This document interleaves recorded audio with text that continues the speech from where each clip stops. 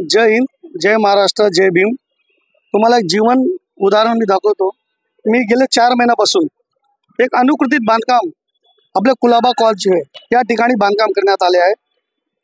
Colaba causeway 43-45 Akbar plaza या नावाने मोहम्मद इस्माईल गफूर शेख उर्फ अकबर याने अनुकृतीत बांधकाम केलेलं आहे।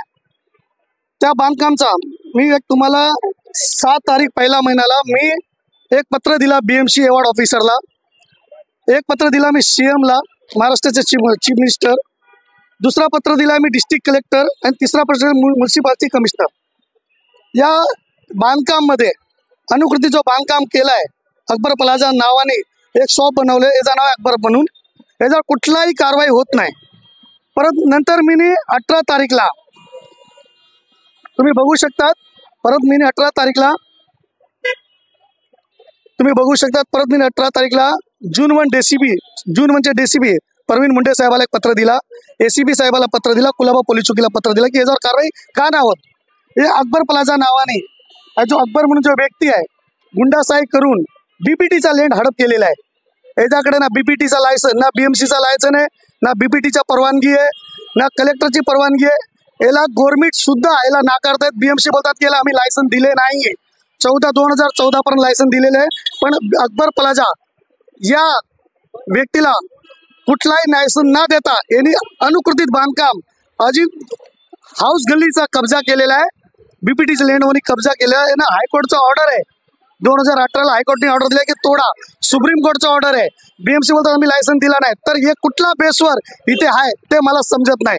मी मुख्यमंत्रीपासून नितेश राणेपासून अमित शाह परत मी पत्र दिलं आहे, RSSला पत्र दिलेलं आहे, बजरंग दलला पत्र दिलं आहे, तरी पण याला कुठलाही कारवाई नाही। म्हणजे किती हुकुमशाही चालू आहे हे अकबर नावाच्या व्यक्तीवर। यांनी मला जीव मारण्याची धमकी दिली, मला एक्स्टॉर्शनच्या केस लावण्याची धमकी दिली, रेप केसमध्ये मला फसवणार अशी धमकी दिली। मी संतोष चव्हाण कुलाबाचा एक सामाजिक कार्यकर्ता आहे, म्हणून मी पत्र पूर्ण तुम्ही बघू शकता। बघा, मी कमिशनरला पत्र दिलं आहे, BMC commissioner, police commissioner, joint order CP, Mumbai police commissioner, award officer आणि मध्य प्रदेश गव्हर्नमेंटनी पण मला पत्र दिलेलं आहे की आमची जागा आहे। विजिलन्स डिपार्टमेंटनी पत्र दिलं, तरी याच्यावर कुठलाही कारवाई नाही। 4 महिन्याच्या नंतर आता मला याला ऑर्डर भेटलेला आहे, डेमोलिशन करण्याचा ऑर्डर आली आहे। मला 24 तारीखला बघायचं आहे की याला डेमोलिशन करतात की नाही, का तो आता BMCचा अंडरमध्ये आहे। BMC महानगरपालिका हातात आहे, नगरसेवक कोणी नाही। तर हे मला बघायचे की 24 तारीखला याला डेमोलिशन करणार की नाही आहे। नाही केलं तर माझी पुढची कारवाई आहे।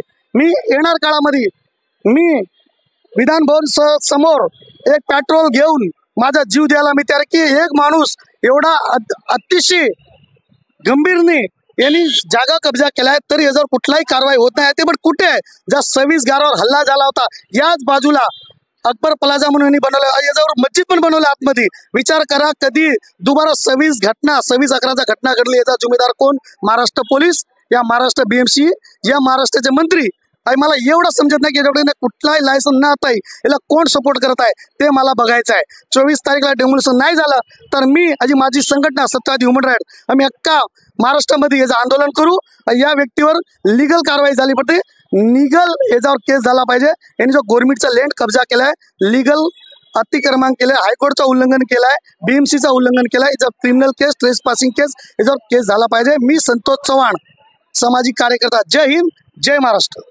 मला एक गोष्टीचं वाईट वाटतो की मी 18 तारीखला DCP साहेबाला पत्र दिला, ACP साहेबाला पत्र दिला, कुलाबा पोलीस चौकी सिनियर साहेबाला पत्र दिला। DCPचा बोलण्यावर मला बीट ऑफिसर सचिन जाधव यांनी मला बोलून घेतला। DCP साहेबाचा फोन गेल्यानंतर यांनी माझा 19 तारीखला माझा जबाब घेता स्टेटमेंट घेतला। मी स्टेटमेंटमध्ये पूर्ण डिटेल सांगितला। माझा स्टेटमेंट घेतात मी लोकल इथला सामाजिक कार्यकर्ता, मी लोकल इथून इलेक्शन लढलेला असून माझा बोलून स्टेटमेंट घेतात। पण हे अकबर प्लाझाचा जो मालिक आहे याचं नाव पण अकबर आहे, मोहम्मद इस्माईल गफूर शेख उर्फ अकबर, पण याचा स्टेटमेंटच घेत नाही आतापर्यंत 4 महिने झाले। याच्यावर कुठलाही केस होत नाही, म्हणजे याचा कुठली सपोर्ट आहे मला ते समजत नाही।